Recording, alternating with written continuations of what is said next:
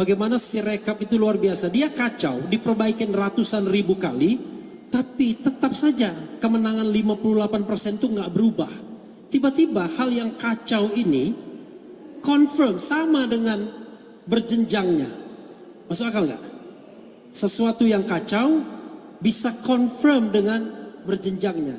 Maka kesimpulannya hanya satu saja, dua-duanya kacau.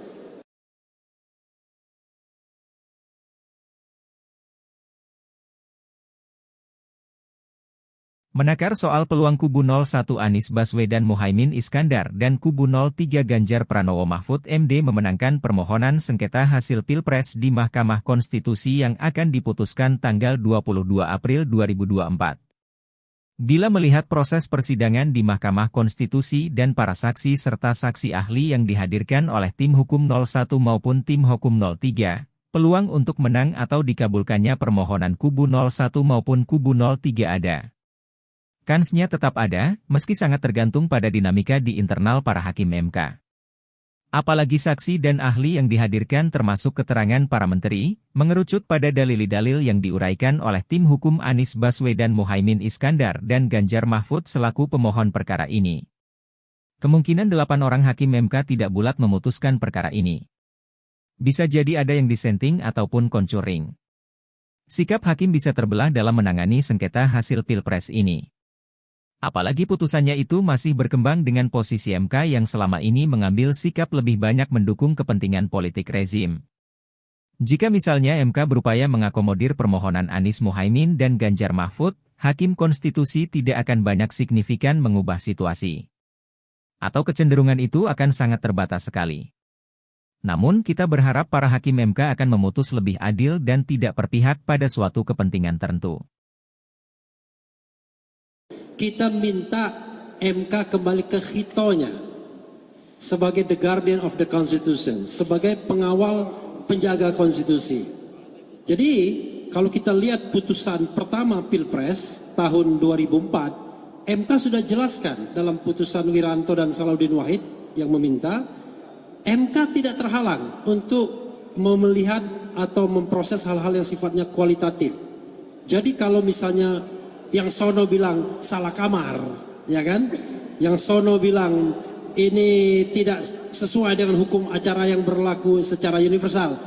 Nah, kelihatannya mereka perlu harus belajar lagi ya, pengantar hukum acara konstitusi, ya. Karena orang-orang di sini ini orang-orang Mahkamah Konstitusi semua, sudah lama kita berkutat di sini. Tapi kalau ke pengadilan sana ya silakan saja ya, itu satu. Yang kedua, 3 argumen pokok kita proven, terbukti. 1, pencalonan Gibran tidak sah, melanggar hukum dan konstitusi.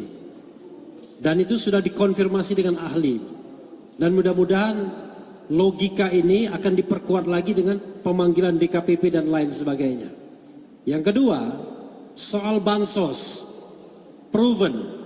Bahkan dengan pakai ekonometri bisa dihitung bahwa sesungguhnya kemenangan paslon 02 itu tidak mencapai 50% plus 1 seandainya Jokowi tidak cawe-cawe plus bansosnya. Jadi ini hal yang sangat menarik. Jadi kita dapat kualitatif tapi dapat juga kuantitatif. Dan yang paling penting juga adalah Sirekap. Sirekap itu selalu diremehkan sebagai alat bantu saja, alat bantu saja. Padahal saya katakan itu alat bantu kecurangan. Teman-teman lihat bagaimana Sirekap itu luar biasa. Dia kacau, diperbaikin ratusan ribu kali, tapi tetap saja kemenangan 58% itu nggak berubah. Tiba-tiba hal yang kacau ini confirm sama dengan berjenjangnya. Masuk akal nggak? Sesuatu yang kacau bisa confirm dengan berjenjangnya. Maka kesimpulannya hanya satu saja, dua-duanya kacau. Dua-duanya tidak bisa dipertanggungjawabkan. Nah, tetapi sekali lagi kita mempermasalahkan governance pemilu secara besar yang kita anggap ada pelanggaran konstitusi. Terima kasih. Assalamualaikum warahmatullahi wabarakatuh. Waalaikumsalam. Sebagai